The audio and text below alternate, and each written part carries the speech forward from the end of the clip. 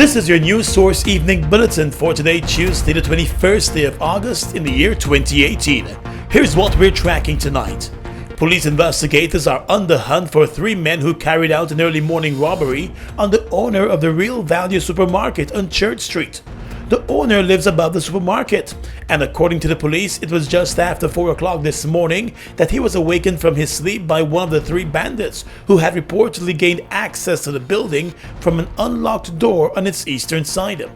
All 3 of the bandits were armed with guns, and they pounced upon the owner, 40-year-old John Wong, forcing him to open up a safe in the building and hand over millions of dollars in cash and other valuable items. News source understands that the men made off with more than $7 million in cash, along with a quantity of gold and other valuables. After carrying out the heist, the 3 bandits escaped by unlocking one of the main doors to the front of the building and joining a waiting car. Investigators are reviewing security camera recordings from the building. A number of officials from the Chinese embassy visited the scene this morning as the investigators began their work. More news in a moment. Summer is for selfies with lots of data from GTT. Activate a 3-day or more data plan to get up to 35% extra data and a chance to win big.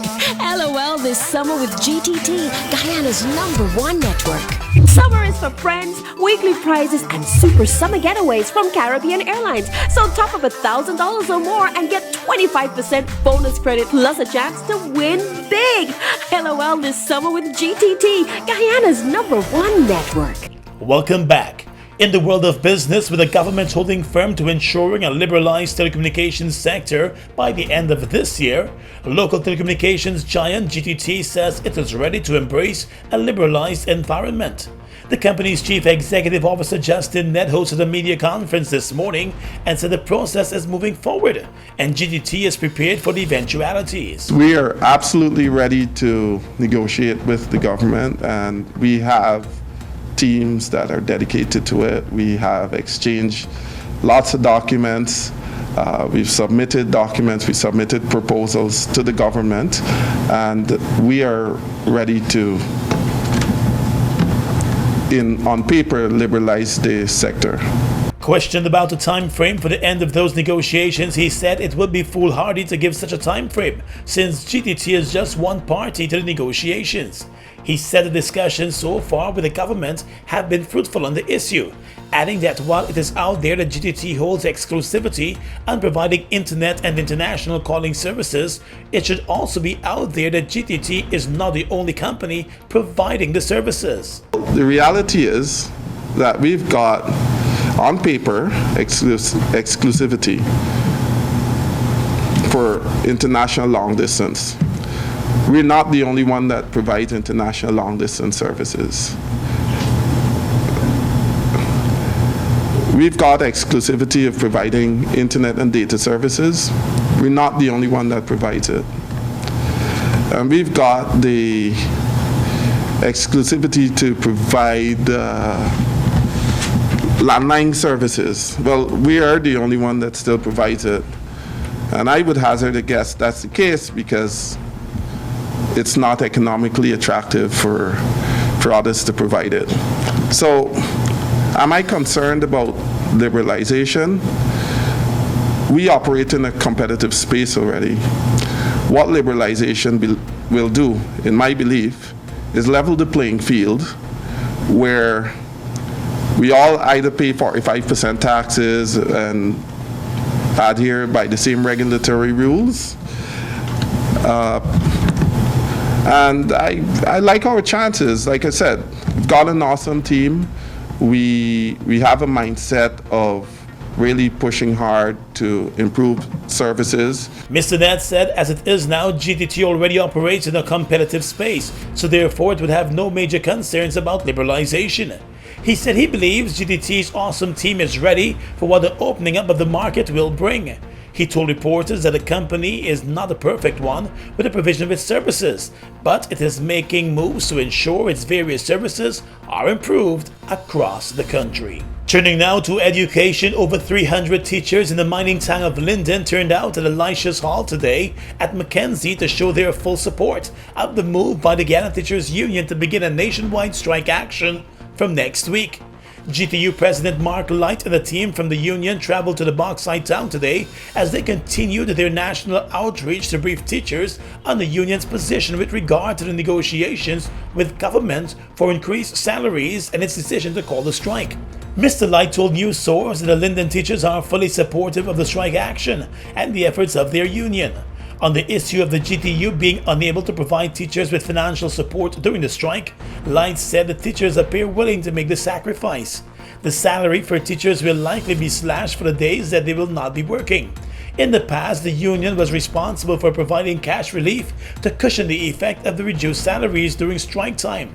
However, the GTU has indicated that it is not in a financial position to offer such relief at this time. The teachers' union is not budging from its position for the government to offer an acceptable salary package. While the union wants to see a 40% increase in the salaries for teachers, it has indicated that a proper and acceptable offer will avert the strike action. The government has set aside $700 million to increase the salaries for teachers for this year, and a further $200 million to deal with debunching.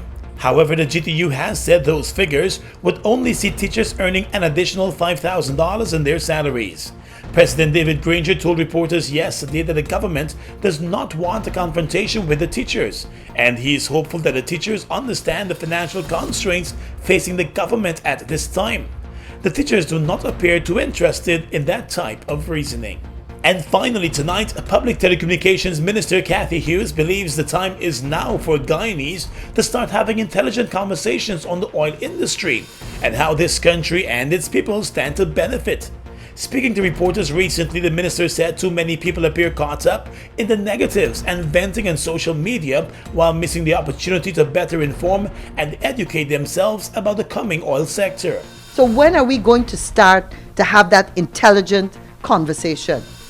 There are a few naysayers in the public space, in the newspapers, on social media that have nothing better to do than to criticize.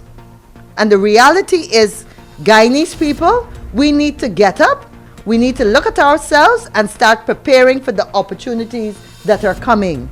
There are lots of opportunities coming, and we got to make sure that we can get a piece of the pie. When we are sitting down screaming and shouting and complaining, there are other people looking to see how I can be able to provide more services, maybe in my plumbing business, in my catering business, in whatever the spin-offs are. There are opportunities. We have to start looking at them. First oil is expected to start pouring by mid-2020. The Exxon company estimates that over 4 billion barrels of oil are in the Stabroek block alone, where the company has been exploring with other wells still to go. Minister Hughes said Guyana stands to benefit greatly, and that's where the conversation should be focused. She also spoke about a recent suggestion by economics professor Dr. Clive Thomas for some part of the oil revenue to go towards direct cash transfers to citizens. I want to say that we as a people need to have intelligent conversations. I was at Buxton when Professor Thomas did an excellent presentation. Everybody needs to go and listen to the presentation. What is so sad is that Professor Thomas started off by saying that we are going to miss the opportunity because we're not even looking at information. We're not even speaking about the issues. He threw out $5,000 payable to Guyanese as something that we should be thinking about and considering. He went to great lengths to say that there must be conditions. He talked about Alaska and other countries. He suggested that if you are going to go that route, that quite often it should be tied to health or education. So you're not giving a free $5,000 to anybody. Minister Hughes admitted that the government might have to do more to take the conversations about the coming oil sector to the people across the country and abroad. And that's your News Source Evening Bulletin for tonight. Gordon Mosley reporting.